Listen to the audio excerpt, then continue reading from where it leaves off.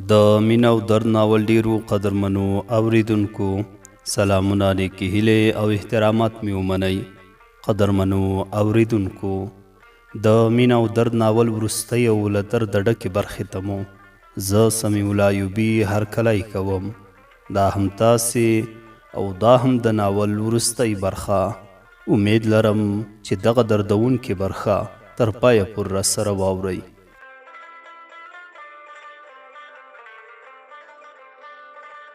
د دوی د مینې 6 کاله تیر شول. ساحل ښار ته کډه وکړه. کوم انځورونو د سیالې پیغامونو ته به چې ساحل شپه او ورځ ژړل ټول یې په سیند لاهو کړل. کور کې نور هم ځینې د مینې ډالۍ وې چې هغه یې هم په بل مازدیګر د سیند غاړې ته لاړو او داسې وویل: زما هیلې الله دې ټول عمر خوشحاله ساته، الله دې ټول عمر خوشحاله ساته، غم نه دې لرې ذوالجلاله ساته. ساحله مه کوه ارمان د څه شي، ساحله مه کوه ارمان د څه شي، یو د ارمان و دا ارمان وساته. په چیغو چیغو یې وژړل. بیا په وار وار سره یو یو پیغام ته اور واچاوه. ورسره ځینې انځورونه، ورسره نور شیان د فراغت جوړې وې چې په هغوی زړه ونه شو. ښکل یې کړل، سینې پورې کلکې ونیولې. بیا یې ورو ورو له انځورونو سره په خبرو شو. ای هیلې ګناه مې څه وه، ولې مې ځوروې؟ د دومره وړې خبرې لپاره دومره لویه سزا؟ آخر ولې ګرانې ولې؟ په ژړا شو، خپلې اوښکې له ځان سره پورته یوړې. شپه راغله او سبا شوه. زهرا د ورور کړېدل نه شو زغملی. ورته ویې ویل: لالا یو ځل ورته زنګ ووهه. ساحل ورته وویل: هغه موبایل نه لري. زهرا ورته ویل: مخکې د چا ته زنګ وهلی و؟ ساحل ورته وویل: یو ځل مې شبنم ته زنګ وهلی و. زهرا ورته وویل: لالا شبنم څوک ده؟ ساحل ورته وویل: هغه د سیالې همسنپۍ ده. زهرا ورته وویل: خو همغې ته زنګ ووهه، زه ورسره خپلې خبرې کوم. ساحل ورته وویل: سمه ده. زنګ یې ووهه. شبنم ورته وویل: هلو څوک یې؟ زهرا ورته وویل: زه زهرا یمه، د ساحل خور. شبنم ورته وویل: مهرباني وکړه خور کوي، څه خدمت کولی شم؟ زهرا ورته وویل: مننه چې راته خور دې وویل. زما ورور ډېر کړیږي، د سیالې په بېلتون کې به لیونی شي.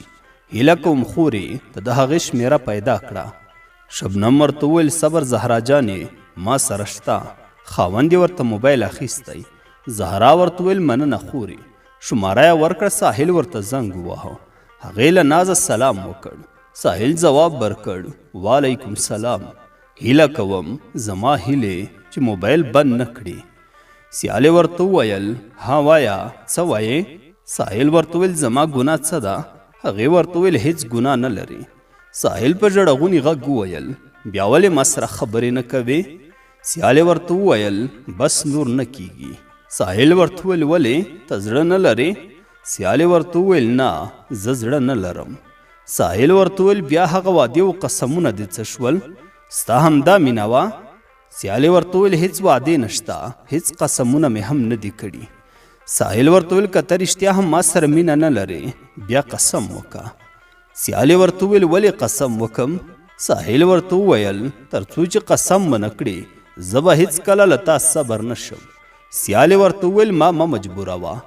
ساحل ورته وویل: هیله کوم ګرانې، له تا نه بغیر به مړ شم. سیالې ورته وویل: نو زه څه وکړم؟ ساحل ورته وویل: دا په تا څه وشول؟ سیالې ورته وویل: په ما هیڅ نه دي شوي، خپله هم ژوند وکړه او ما هم ژوند ته پرېږده. ساحل ورته وویل: سمه ده پرېږدم دې، خو زما په سر قسم وکړه چې 100% مینه اوس راسره لرې.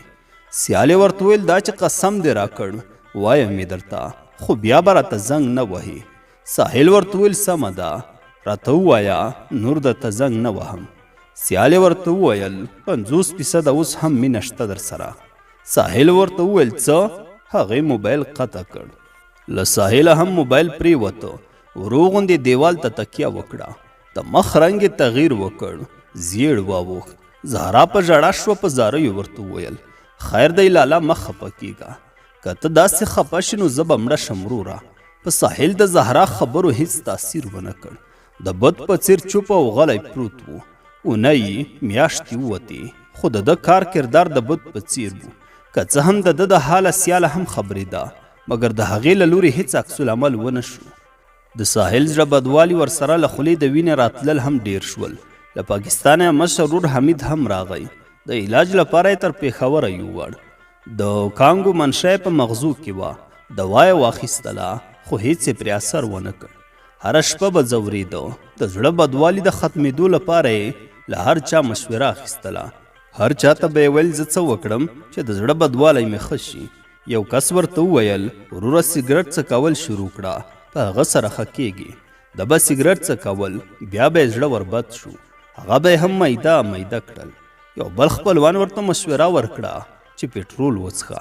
ساحل لاړ، له دوکانه نیم ګیلاس پټرول واخیستل او په یوه ساه یې وڅښل. ټوخي پرې زور وکړ. دوکاندار ورخطا شو. د سړک د غاړې خلک پرې راټول شول. د ساحل ساه بنده کېده. خلکو په دوکاندار نیوکې شروع کړې. ساحل د ګوتو په اشاره وویل ما په خپله خوښه څښلي.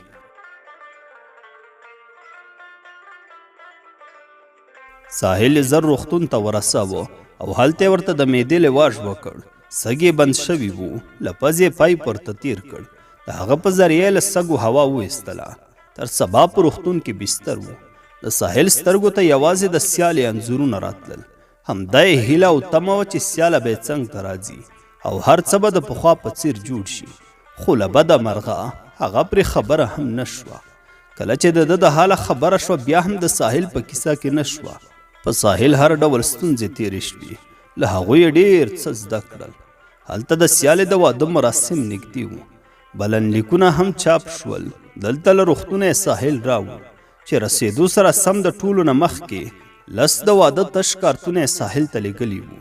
دا کارتونه ورته چا لیږلي وو په دې خپله ساحل هم نه پوهېده. خو په یو بل کاغذ کې لیکل شوي وو چې کارتونه خپلو نږدې ملګرو او خپلوانو ته ورکه چې هغوی هم په واده کې ګډون وکړي. په ساحل د اور سکروټې پرېوتې. ستی ستی شو او د واده په کارت کې داسې ولیکل د واده ورځ دې مبارک شه. د واده ورځ دې مبارک شه، په نوي ژوند باندې دې راشه بهارونه. بیلتون دې زخم په زړه راکړ. بیلتون دې زخم په زړه راکړ. خیر که زما خاورې ایرې شول ارمانونه. ساحل له زهرا سره یو ځای واده ته لاړ. زهرا تر ټولو مخکې د سیالې څنګ ته ورغله. ورته ویې ویل واوره سیالې ته له واده تېره شه. ساحل به لیونی شي. هغه وژغوره. هغې ورته وویل ما څه کړي؟ زهرا ورته وویل تا ورسره 8 کاله مینه کړې.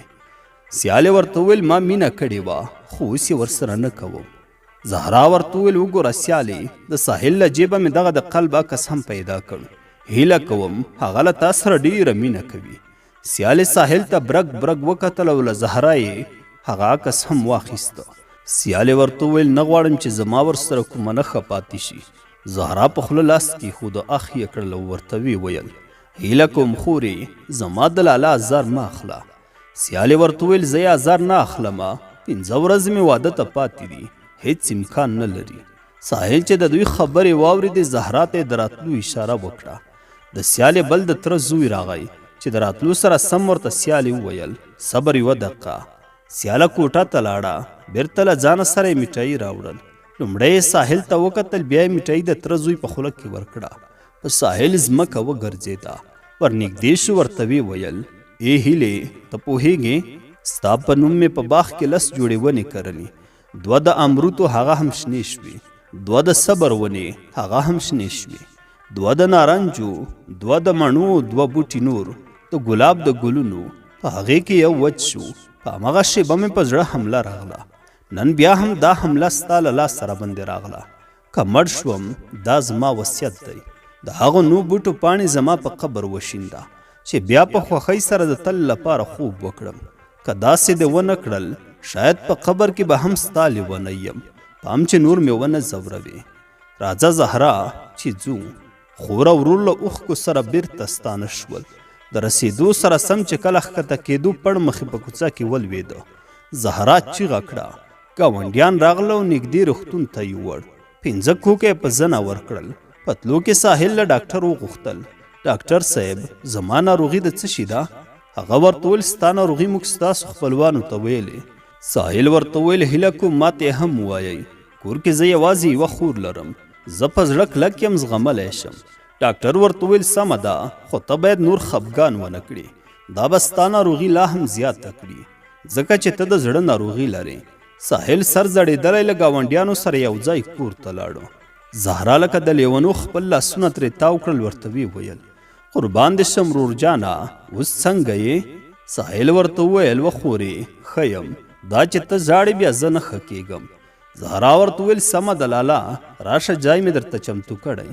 ساحل دغه شپه ډېر وژړل، په ژړغوني غږ یې وویل زما د ژوند کیسه په تا تمامه، زما د ژوند کیسه په تا تمامه، راشه زما د زړګي حال وګوره. زما د ژوند کیسه په تا تمامه، راشه زما د زړګي حال وګوره. زما ارمان به پوره کیږي کله، زما ارمان به پوره کیږي کله، بد مې دی ورځې بد مې حال وګوره. دغه 4 شپې په ساحل داسې تېرې شوې لکه هېڅ چې پکې ورځ نه وي راغلې. د سیالې د واده ورځ وه. د ساحل په زړه د غشو انبارونه وو. هره ثانیه هره دقیقه او ساعت د ده په زړه به حملې راتلې. زړه به یې کلک ونیوه، لنډه لنډه به یې ساه اخیسته. له جیبه یې موبایل راواخیسته، سیالې ته یې زنګ وواهه، هغې پرې قطع کړ. بیا یې ورته زنګ وکړ، بیا یې هم پرې مصروف کړ. په 3م ځل هغې ورته ځواب ورکړ اورم څه دي؟ ساحل ورته وویل زه خو مرم، هسې هم نه پاتې کېږم. آخري ځل ما سره په خوښۍ خبرې وکړه، هیله کوم مړ به شم. سیالې ورته وویل نو زه څه وکم چې څه در باندې کېږي پروا یې نه لرمه. ساحل ورته وویل ګوره یو څو ورځې پاتې دي، بیا به ډېره راپسې وژاړې. سیالې ورته وویل ولې به ژاړم، زه دې په کیسه کې هم نه یمه. ساحل ورته وویل ته څومره دروغ وایې، کله چې زه درتلم جوړه لاسونه به دې په سینه ایښودل او شکر به دې کاوه. شبنم پرې پوهه شوه، بیا یې څنګ ته ورنږدې شوه، د سیالې په غوږ کې ورته وویل چې کاشکې ما سره چاړه وای چې په دې خبرې مې ستا په سینه کې خښه کړې وای او ستا وینې مې څښلې وای. سیالې د شبنم خبره ومنله، همغسې ساحل ته وویل واوره ساحله، کاش چې په دغه وخت کې ما سره چاړه وای چې ستا په سینه کې مې درته خښه کړې وای او ستا وینې مې درته څښلې وای. ساحل وویل اخ دا ته څه وایې سیالې، ای زما ګرانې هیلې، دا ارمان به دې زه در پوره کړم. شبنم ورته ووایه دا فلمي خبرې دي. سیالې هم دا خبره ورته وکړه. ساحل ورته وویل هم دا اوس سیند غاړې ته ځم. هغې موبایل قطع کړ. ساحل خپلې مینې ړوند کړی و چې هغه چاړه یې راواخیسته او د سیند غاړې ته لاړو. یو ځل یې په خېټه کې ننویسته او بل ځل یې خپله پښه پرې ووهله. دوره پرې راغله، پړ مخ یې وغورځېده. د سیند په غاړه ډېرو خلکو لامبل. هغوی را منډه کړله او تر شفاخانې پورې یې ورساوه. ساحل د مرګ په خوله کې پروت و. له یو نرس څخه یې وغوښتل وروره زما په موبایل کې د هیلې په نوم شمېرې ته زنګ ووهه. نرس زنګ ووهه، مقابل لوري ځواب کې وویل کومه شمېره چې تاسو دی راکړې د اوس لپاره له ساحل څخه خارج ده. ساحل تندي ته ټک ورکړ او اخ یې کړل. د ساحل د ژوند وروستۍ شېبې وې. د زنکدن خولې پر مخ را روانې وې. اخ یې کړل او له خولې څخه یې تورې وینې راغلې او دا ټپې له ځان سره وویلې دلته مې سخته بېوسي ده، دلته مې سخته بېوسي ده، هلته لالی رانه د بل غېږې ته ځینه. په نیمه شپه کې مې رایاد شي، په نیمه شپه کې مې رایاد شي، هم په ژړا شم هم دعا درته کومه. د زړګي زور مې پاتې نه دی، د زړګي زور مې پاتې نه دی، یاره کیسې دې لنډوه ستړې دې کړمه. په مینه سور هندو خپلیږي، په مینه سور هندو خپلیږي، زه مسلمان لالي ته فکر وړې یمه. څنګه دې مست په یارانه وم، څنګه دې مست په یارانه وم، څنګه رنځور دې د بېلتون په تبه شومه. جانانه دومره را یادېږي، جانانه دومره را یادېږي چې نوم دې واورم غلې غلې وژاړمه. په نیمه شپه مې یاد ته راغلې، په نیمه شپه مې یاد ته راغلې، قسم د یاره تر سهاره نسته ومه. لالی مې خاورې ملامت دی، لالای می خاورې ملامت دی د پښتنو رواج ته څوک د ټینګې دینه په زړه کافر لالي ته وایه په زړه کافر لالي ته وایه چې بې دیدنه مې ساتي خاورې به شمه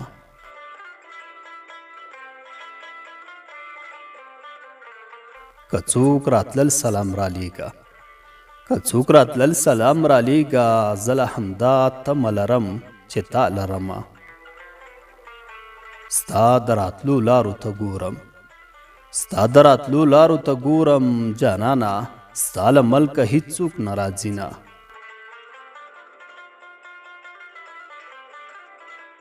له موره یو زوی دې مین کړ له موره یو زوی دې مین کړ اوس به روزي ګټي که ستا غم به پالي نه د بېلتون ډار مې په زړه ښخ دی د بېلتون ډار مې په زړه ښخ دی وړه خبره مې رنګ زیړ وتښتوي نه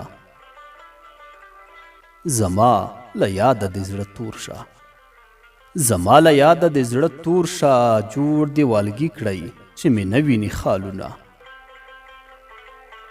قدر مې خپله د ځان کم کړ قدر مې خپله د ځان کم کړ په تش آواز به سلامي ولاړه ومه زما د تمې سړی نشته زما د تمې سړی نشته تور دې والګي مې ډډې تورې کړې میینه بې وروره خور ډولۍ ته خیږي بې وروره خور ډولۍ ته خیږي د پیغمبر امت یې ټول وژړاونه یا مې په جګه غونډۍ کور وای یا مې په جګه غونډۍ کور وای یا د جانان د کلا ټیټ وای دیوالونه په چم گاونډ کې آوازه شوه په چم گاونډ کې آوازه شوه د ایوبي لیلا نن بل ته ورکوینه